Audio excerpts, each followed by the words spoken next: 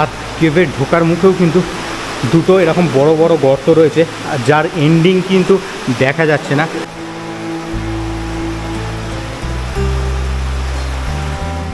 আর এই জায়গায় কিন্তু এখন মাথা ঠেকলে আর দেখতে হবে না, পাথরগুলো একদম কিন্তু মানে ছুচালো পাথরের মতোই রয়েছে। আর এখানে কিন্তু সাইনবোর্ড দেওয়াই রয়েছে, no entry beyond this spot. যদি আপনি এখান থেকে যদি ভিতরে যাওয়ার চেষ্টা করেন, আপনার ফাইন রয়েছে প্রায় 500 টাকার মতো। সকাল থেকে খুব অ্যাডভেঞ্চার হচ্ছে। মাউসোমাই কেভ থেকে ঠিক দুপুর নাগাদ পৌঁছেছিলাম চেরাপুঞ্জির অন্যতম বিখ্যাত গুহা আরোয়া কেভ। আরোয়া গুহাটি মেঘালয়ের চেরাপুঞ্জির বিখ্যাত গুহাগুলির মধ্যে একটি। চেরাপুঞ্জি থেকে এর দূরত্ব মাত্র 3.5 কিলোমিটার। এটি প্রায় 300 মিটার লম্বা। এটি গঠিত হয়েছে চুনাপাথর দিয়ে। এছাড়াও গুহার একটি নির্দিষ্ট অংশে স্ট্যালাগমাইট এবং স্ট্যালাকটাইট গঠনও রয়েছে। গুহার দেয়ালে দেখা যাবে লক্ষ লক্ষ বছরের জীবাশ্ম, যদিও বা এই জীবাশ্মগুলো খোঁজার জন্য একটু কঠোর চেষ্টা করতে হবে। গুহার ভেতরেও একটি জলের স্রোত বয়ে গেছে, যা ঝর্ণা আকারে পাহাড়ের গা বেয়ে নিম্নভাগে চলে গিয়েছে। পাহাড়ি আঁকাবাঁকা পথ, এক পাশে খাদ, অন্য পাশে গুহা, চারিদিকে ঝিঝির ডাক, পাখির কিচিরমিচির, কিছুরই অভাব নেই এখানে। চলুন আজ আমার সঙ্গে এই অ্যাডভেঞ্চারে সঙ্গী হয়ে যান, ঘুরিয়ে নিয়ে আসি আপনাদের আরোয়া কেভ।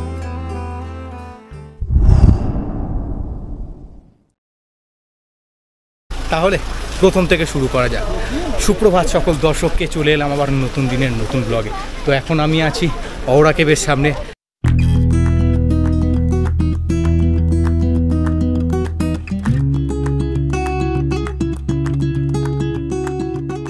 আরোয়া কেভের যখন সামনে এলাম, জাস্ট আরোয়া কেভে যে কী কী জিনিস দেখব সেইগুলো কিন্তু এখানে দেখা রয়েছে। যেমন কেভ রয়েছে, এখানে ভিউ পয়েন্ট রয়েছে, একটা ট্রায়াল রয়েছে, রাগের ট্রায়াল রয়েছে, আর একটা গাইড ম্যাপ রয়েছে। আর সঙ্গে হচ্ছে কেভের ভিতরে কী কী ফসিলস রয়েছে সেগুলো দেখা যাবে। আর এই হচ্ছে সেই গাইড ম্যাপটা, ঠিক আছে। তো টোটাল কেভ ওয়াক ওয়ে যেটা রয়েছে সেটা হচ্ছে 450 মিটার। এই পার্কিং লটে গাড়িটা পার্ক করে সোজা এবার পাহাড়ের ওপরের অংশে উঠব। সারা দিনে মানে এই প্রথম জায়গা যেখানে মানে বৃষ্টি একদমই নেই, এক ফোঁটাও কিন্তু বৃষ্টি পড়ছে না।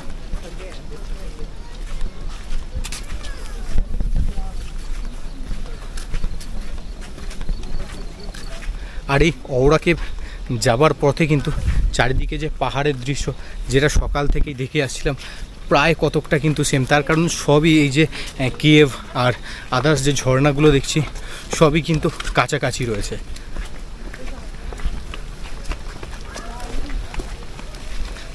মানে বলতে গেলে সবই এক পাহাড় থেকে আরেক পাহাড়, নইলে তার পাশের পাহাড়, সবই কিন্তু এইভাবেই রয়েছে।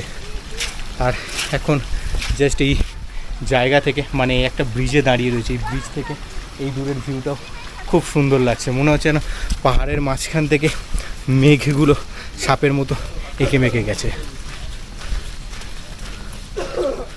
আস্তে আস্তে প্রায় টিকিট কাউন্টারের সামনে চলে এসেছিলাম।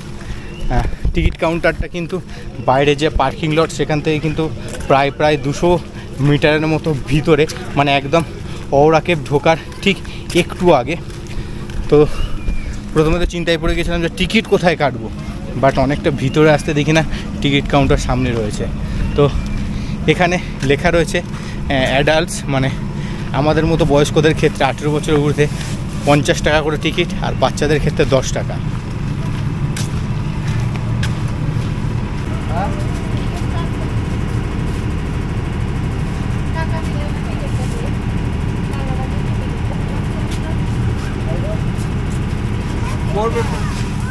টিকিটটা কাটলাম, 50 টাকা করে মাথা পিছু নিল। আর এবার ভিতরের দিকে ঢুকবো। আর এখানে কিন্তু মানে মোবাইলে ভিডিওগ্রাফি বা ফটো বা নর্মাল অ্যাকশান ক্যামেরা, নর্মাল ডিএসএলআরের জন্য কোনো রকম কিন্তু চার্জ নেই। বাট যদি ডকুমেন্টারি ফিল্ম হয় বা এমনি আদার্স শুটিং হয় তার ক্ষেত্রে কিন্তু চার্জগুলো রয়েছে। সময় চোখে পড়বে স্লো, জাস্ট এখানে বলছে হাঁটাটাকে এনজয় করুন, আর এখানে পাখি আর ইনসেক্ট পোকামাকড়ের যে ডাক বা তাদের শব্দ সেটাকে এনজয় করুন।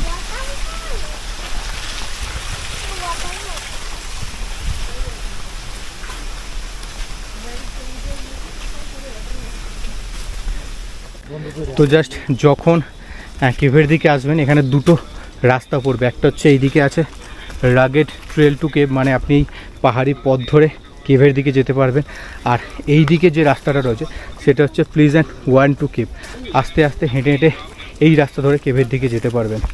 তো জাস্ট দুটো পথই রয়েছে কেভের যাওয়া।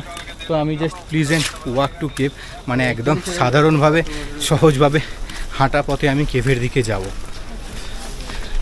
রাগেরটা অবশ্যই করা যেত, বাট সেই পরিস্থিতি বলুন, আর এখন এতটা একটু বৃষ্টি হয়ে গেছে কিছুক্ষণ আগে, তো জাস্ট রাগেরটা না করাটাই ভালো। তো নর্মালি আমি এগিয়ে চলছি।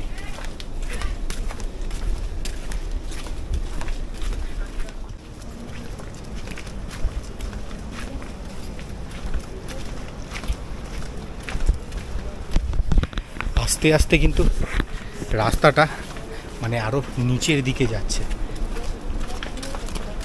আর যত নিচের দিকে যাচ্ছি একটা ঝর্ণার শব্দ কিন্তু কানে আসছে। আর এখানে কিন্তু সত্যি ওখানে যেটা লেখা ছিল যে আস্তে আস্তে হাঁটুন আর এনজয় করুন পাখির শব্দ, ইনসেক্টস মানে কীট পতঙ্গের শব্দ, সেগুলো এনজয় করুন, ভরপুর কিন্তু এখানে রয়েছে সেগুলো। আর লেখা আছে এখানে আর 300 মিটার।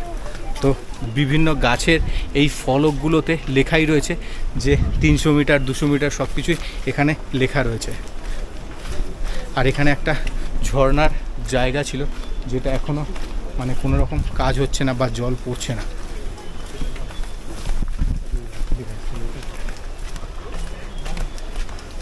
রাস্তাটা কিন্তু স্লিপারি রয়েছে।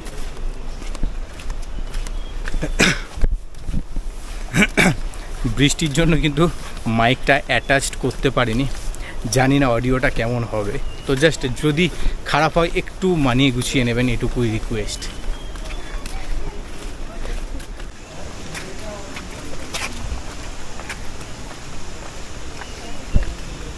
দূর থেকে কিন্তু প্রচুর পর্যটক কেভ থেকে ঘুরে আসছেন, আর আমরাও কেভের দিকে যাচ্ছি। আর এখানে কিন্তু মাঝে মাঝেই ঠিক এই রকম টাইপের যে ঝর্ণার যে জলগুলোর ব্যারেজ সেগুলো কিন্তু এখানে রয়েছে।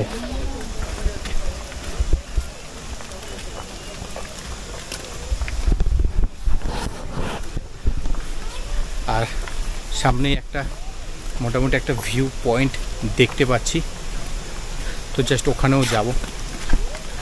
এই মাঝে মাঝে একটা রেস্ট নেওয়ার জন্য কিন্তু ছোট্ট ছোট্ট ছাউনি করা রয়েছে এখানে, তো প্রবলেম হলে ওখানে বসা যেতেই পারে। যেমন মানে বৃষ্টির জলে ঠান্ডা রয়েছে, সেরকমই কিন্তু যখন এই পাহাড়ি রাস্তায় আপনারা যাবেন বা আসবেন কিন্তু শরীর অটোমেটিকলি গরম হয়ে যাবে। আর এখান থেকে কিন্তু পাহাড়ের উপরের জায়গাটা কিন্তু ভালোভাবে দেখা যাচ্ছে।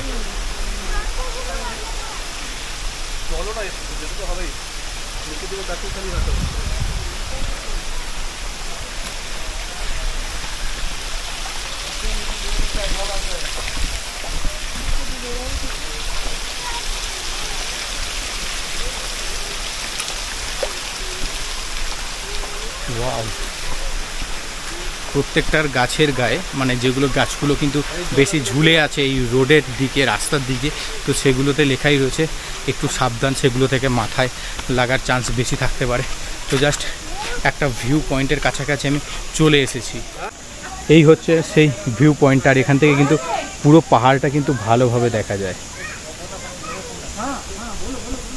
আর এই ভিউ পয়েন্টটা মোটামুটি আমরা আসার সময় যখন আমরা ফেরার সময় এইখানে রেস্ট নেব এবং চারিদিকটা দেখবো, বাট এখন এনার্জি থাকতে থাকতে উপরের দিকটা ঘুরে আসি। আর যত ওপরে উঠছি ততই কিন্তু কীটপতঙ্গের মানে ইনসেক্টের সাউন্ড তত জোরালো হচ্ছে।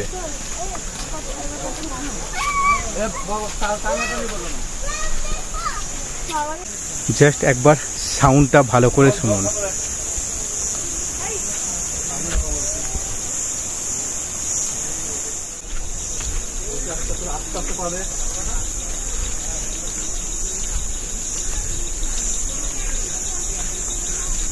আশা করি এই যে কীটপতঙ্গের যে সাউন্ডটা সেটা আরামসে ধরা পড়ছে ক্যামেরাতে, কারণ এতটাই জোরালো রয়েছে।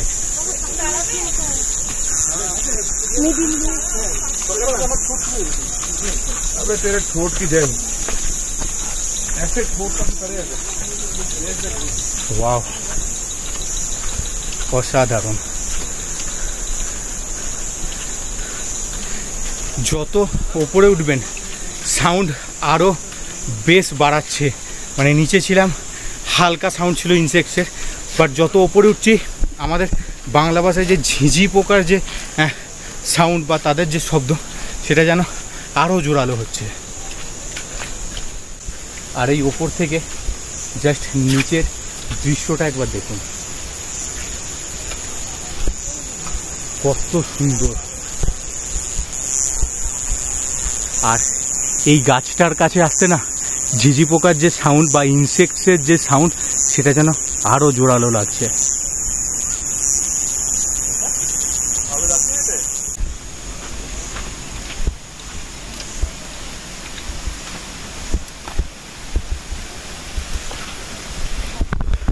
গাছের গায়ে লেগেছিল কেভ 300 মিটার্স, বাট অনেকটাই পথ প্রায় এগিয়ে এসেছি, এখনো পর্যন্ত কেভের দেখাটা পেলাম না। আর এখানে কিন্তু পাহাড়ের গায়ে গায়ে লেখা রয়েছে এখানে কোনো রকম উঠবেন না বা ক্লাইম্ব করবেন না, জাস্ট এই যে রোডটা আমরা হেঁটে চলেছি এই রোডটা ধরেই সোজা এগিয়ে যেতে হবে। কেভের যাওয়ার আগে কিন্তু একটা জিনিস দেখে দাঁড়িয়ে যেতে হলো। এখানে একটা ছোট্ট পুকুর মতো করা রয়েছে, যেখানে একটা সিমেন্টের মাছ তৈরি করে কিন্তু ছাড়া রয়েছে, জাস্ট অসাধারণ লাগছে। এবার বেশি সময় ওয়েস্ট না করে কেভের দিকেই রওনা দেব। বাইরের দিকে যেমন ঠান্ডা রয়েছে, কিন্তু যখন এই পাহাড়ি রাস্তায় হেঁটে চলছি না প্রচুর পরিমাণে ঘাম হচ্ছে ভিতরে। আর অলরেডি এই সব জায়গাগুলোয় মানে কেভের কিছু কিছু অংশ রয়েছে দেখা যাবে, জাস্ট এখানে গ্রিল দিয়ে কিন্তু ব্যারিকেড করা রয়েছে, এগুলো কিন্তু কেভেরই বলতে গেলে এক একটা অংশ। এই পাশেও আর একটা রয়েছে, এখান থেকে ভিতরে কিন্তু গুহা দেখা যাচ্ছে।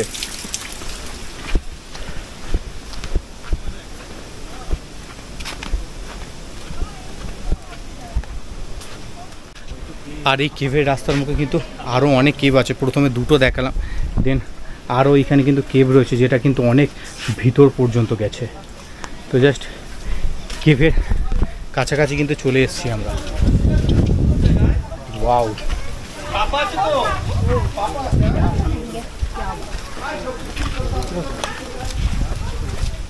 কেভে ঢোকার আগে কিন্তু এখানে কিছু রকম ডায়াগ্রাম শো করানো রয়েছে সেলগুলোর।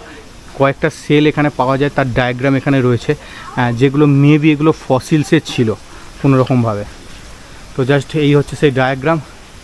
আর যে ফসিলসগুলো ভিতরে পাওয়া গেছে তো সেগুলোর একটা লিফলেট বা নোটিশ এখানে একটা রয়েছে। আর এখানে আপনারা চাইলে কিন্তু গাইডও নিতে পারেন। তো এই দিকে কিন্তু গাইডের রাস্তা। তো জাস্ট এবার আমরা কেভের দিকে রওনা দেব।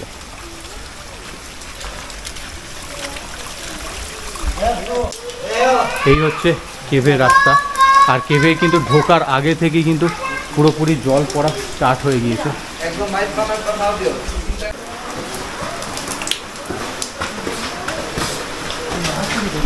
আর কেভের ভিতরটা কিন্তু মোটামুটি অনেকটাই অন্ধকার রয়েছে। আর এরকম কেভের ভিতরে কিন্তু পাহাড়ে রাস্তা ঠিক সেভাবে নেই, প্রথমেই রয়েছে এরকম সিঁড়ি, দেন সিঁড়ি থেকে এবার পাথুরে রাস্তা শুরু হবে।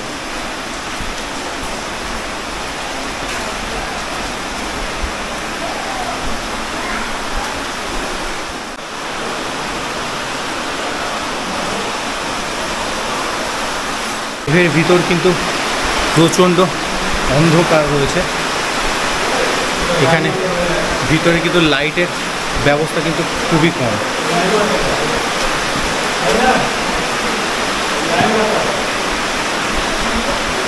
কোথায় পা পড়ছে কিন্তু দেখে ফেলাটা কিন্তু এখানে সব থেকে ভালো কাজ হবে। আগে দেখে নেবেন যে পাটা কোথায় ফেলছেন, দেন ওখানে একদম ভালোভাবে পাটা ফেলবেন। ও অনেকক্ষণ পর এই আলোর দেখা পেলাম। আর জাস্ট কেভটা একবার দেখুন, কেভের মাঝে মাঝে কিন্তু এরকম বড় বড় গর্ত রয়েছে, আর ভিতরে কিন্তু কেভের ভিতরেও কিন্তু এরকম বড় বড় জলের যাওয়ার জন্য কিন্তু গর্ত রয়েছে।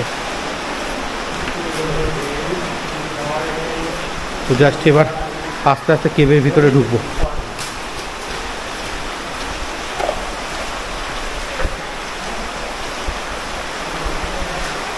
ওয়াও, কেভের ভিতরে ঢোকার পরেই মনে হচ্ছে না একটা মানে এসি রুমে আমি প্রবেশ করলাম, এতটাই ঠান্ডা রয়েছে ভিতরটা।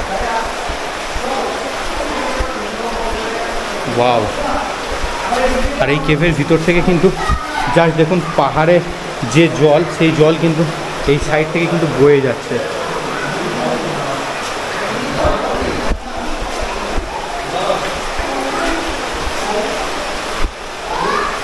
তো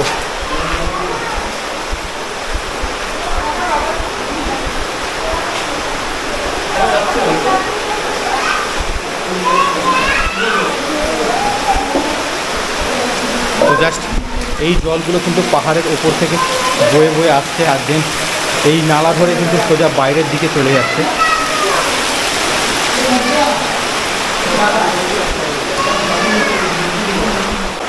ওয়াও,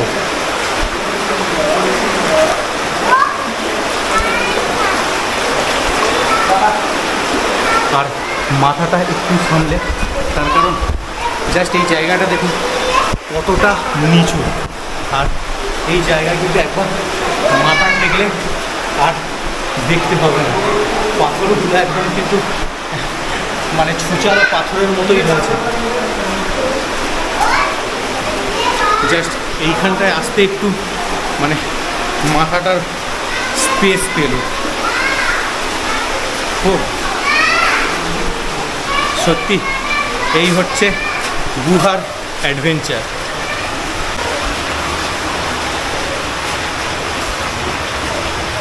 এবার আস্তে আস্তে কিন্তু এগিয়ে যাব, আর এইখানে কিন্তু জায়গাটা আরও ন্যারো হয়ে গেছে। জাস্ট এইখানটা থেকে এই অবধি জাস্ট জায়গা, একটু সাবধানে।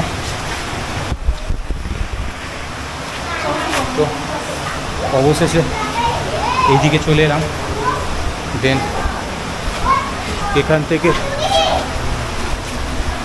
আরও নিচু হয়ে আমাকে যেতে হবে। আর এটা কিন্তু সেম আগের কেভের মতোই, পুরোটা কিন্তু সিঙ্গেল টেকে হচ্ছে। বাহ, মাঝে মাঝে যখন এরকম লাইটের দেখা পাচ্ছি না, সত্যি ভীষণ সুন্দর লাগছে। তার কারণ বেশিরভাগ জায়গাটাই কিন্তু অন্ধকার, আর একটু লাইট না থাকলে আমার দর্শক যারা আছেন তাদের দেখতে একটু অসুবিধা হবে, তার কারণ বারবার যে ডার্কনেসটা আসবে সেটার জন্য। আর নদীটা কিন্তু মানে এই যে যে ঝর্ণাটা কিন্তু বইছে, সেই ঝর্ণাটা কিন্তু এই চারদিক থেকেই জল নিয়েছে আঁকা মাঁকাভাবে কিন্তু বাইরে, মানে এই কেভের বাইরে পাহাড় থেকে কিন্তু ঝর্ণা আকারে পড়ে যাচ্ছে।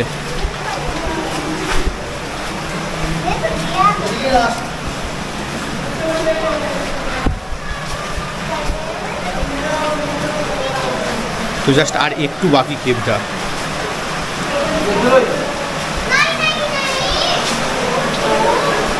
ওয়াও, এই জায়গাটা কিন্তু আরও সুন্দর লাগছে।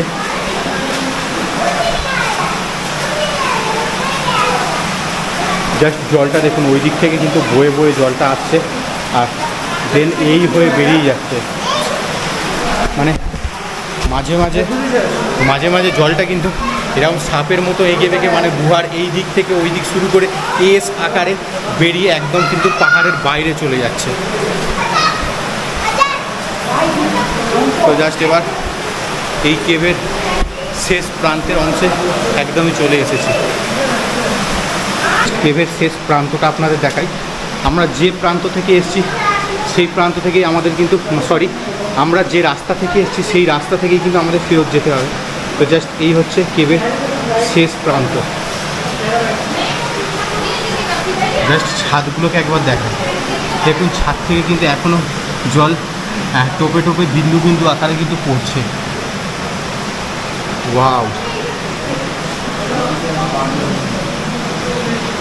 এই হচ্ছে কেভের একেবারে শেষ অংশ। আর এখানে কিন্তু সবাই সেলফি থেকে শুরু করে ফটোগ্রাফ, ভিডিওগ্রাফ এখানেই সবাই তুলছে। দেন এবার এখান থেকে বেরোনোর পালা। আর এখানে কিন্তু সাইনবোর্ড দেওয়াই রয়েছে, no entry beyond this spot. যদি আপনি এখান থেকে যদি ভিতরে যাওয়ার চেষ্টা করেন, আপনার ফাইন রয়েছে প্রায় 500 টাকার মতো।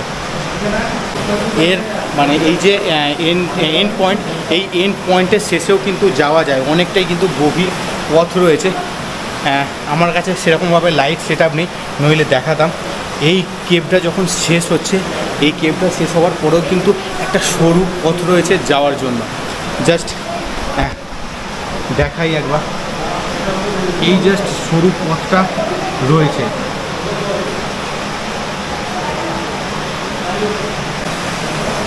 জানি না কতটা কি দেখাতে পারলাম এতটা অন্ধকারে, তো মোটামুটি। আর এই যে শেষ এন্ডিং পয়েন্ট রয়েছে, এই এন্ডিং পয়েন্টে কিন্তু একটা ঝর্ণার জল বা পাহাড়ের যে জল স্রোত কিন্তু এই এন্ডিং পয়েন্টটা থেকে কিন্তু বেরিয়ে আসছে। তো এই হচ্ছে সেই এন্ডিং পয়েন্ট। আর এখান থেকে কিন্তু ঝর্ণা বা জলের স্রোতটা কিন্তু আস্তে আস্তে বেরিয়ে বাইরে যাচ্ছে। আমরা এতক্ষণ ধরে যে স্রোতটা দেখে আসছিলাম এঁকে বেঁকে এসে পাহাড়ের এন্ডে গিয়ে ঝর্ণা আকারে পড়ছে, সেই মানে এন্ডের কিন্তু উৎপত্তিস্থল হচ্ছে এই জায়গাটা। তো এই কেভটা কিন্তু পুরোপুরিভাবে ঘোরা কমপ্লিট হলো। এবার এই কেভটা থেকে কিন্তু বেরোবো। জাস্ট কেভের যখন জলের উৎপত্তিস্থল আমি দেখতে বেরোলাম, তো ওখানে গিয়ে একটা জিনিসই মোটামুটি চোখে পড়লো, সেটা হচ্ছে যেখান থেকে জলটা বেরোচ্ছে ওই জায়গাটা কিন্তু একটা পুকুরের মতো বড় জায়গা রয়েছে। জাস্ট ওখানে লেখা আছে যে ঢুকবেন না, তাই আর মানে সাহস গেল না, হয়তো কোনো রকম প্রবলেম থাকতেই পারে। তো জাস্ট ঢুকিনি, বাট যতটা ফ্ল্যাশ লাইট মেরে ভিতরে দেখলাম, ভিতরে কিন্তু একটা বড় জায়গা রয়েছে আর একটা পুকুরের মতো জায়গা রয়েছে। আর সেখান থেকেই কিন্তু জলটা গড়িয়ে নালার মতো একটা আকার ধারণ করে কিন্তু কেভের বাইরে আসছে। তো মোটামুটি অ্যাডভেঞ্চারটা খুবই ভালো হলো। এবার জাস্ট বেরোনোর পালা। কিছু কিছু জায়গায় এই কেভের নিচে এতটা নিচু যে বলার মতো নয়।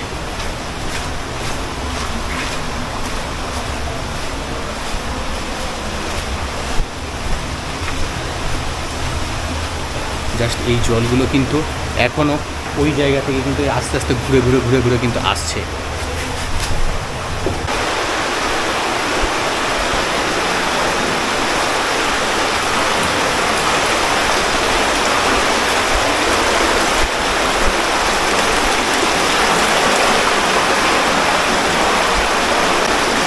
আর এখানে যে ফসিলসের ব্যাপারটা রয়েছে, মানে এখানে কোথায় কোথায় ফসিলসের যে চিহ্নগুলো রয়েছে, সেগুলো একমাত্র যদি আপনারা এখানে গাইড ভাড়া নেন তবেই মাত্র জানতে পারবেন, নাইলে জানতে পারবেন না। তো জাস্ট আমরাও কিন্তু দেখতে পেলাম না কোথায় ফসিলসের ছাপগুলো রয়েছে, তো এটাই একটা আক্ষেপ রইল। আর এখানে লেখাই রয়েছে নো এন্ট্রি, এরপরে যেতে পারবেন না। আমি এই কেভে ঢোকার আগে আমি দুটো রাস্তা দেখিয়েছিলাম যে গ্রিল দিয়ে ঢাকা দেওয়া রয়েছে, সেই দুটো রাস্তার কিন্তু মুখ এইটা একটা আর এইটা একটা। তো এবার কেভের ঠিক বাইরের অংশে চলে এসেছি। এটাই হচ্ছে সেই কেভের বাইরে যাওয়ার দিকে সিঁড়িটা। তো জাস্ট বাইরে এসে কিন্তু একটা যেন চনমনে ভাব ফেরত পেলাম।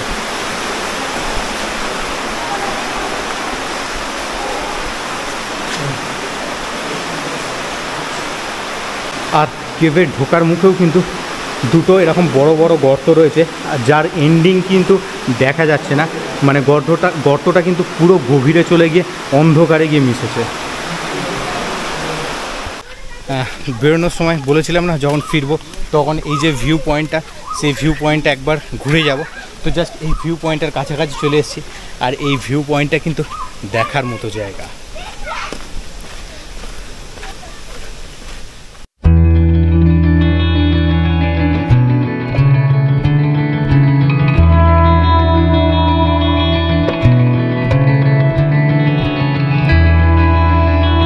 আর এই ভিউ পয়েন্টটা যদি না আসতাম, আসার সময় অনেক কিছু মিস করতাম।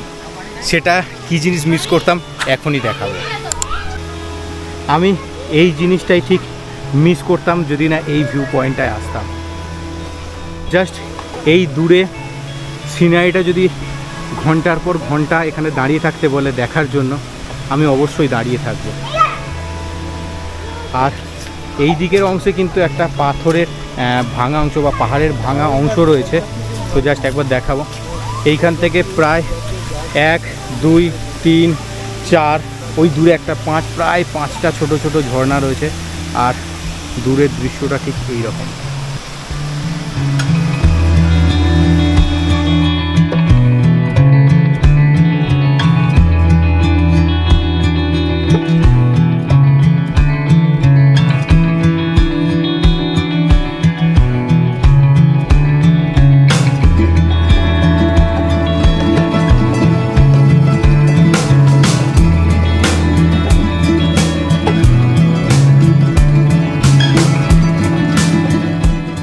জাস্ট কেভ থেকে কমপ্লিটলি বেরিয়ে এলাম। তো কেভটা ঘোরাটা কিন্তু মোটামুটি ভালোভাবে কমপ্লিট হলো, খুব সুন্দর লাগলো। যেমনটা এক্সপেক্ট করা থাকে, এক্সপেকটেশনের থেকে কিন্তু এই ট্রিপটা মানে মেঘালয় ট্রিপটা কিন্তু আমাকে অনেকটাই বেশি দিয়েছে। প্রথম দিন যেমনটা একটু প্রবলেমেটিক ছিল, বাট তারপরের দিন থেকে সেকেন্ড দিন এবং আজকে থার্ড দিন খুবই ভালোভাবে আমার কাটছে। তো ভিডিওটা কিন্তু এই পর্যন্তই রইল। যদি ভিডিওটি ভালো লাগে অবশ্যই ইউটিউব চ্যানেলটিকে সাবস্ক্রাইব করবেন এবং পাশে থাকা বেল আইকনটি অবশ্যই প্রেস করবেন। সঙ্গে ফেসবুক ও ইনস্টাগ্রামে ফলো করতে ভুলবেন না। তো আজকের মতো ভিডিও এইটুকুই, আবার দেখা হবে নতুন একটা ব্লগে। তো আজকের এখনকার মতো টাটা।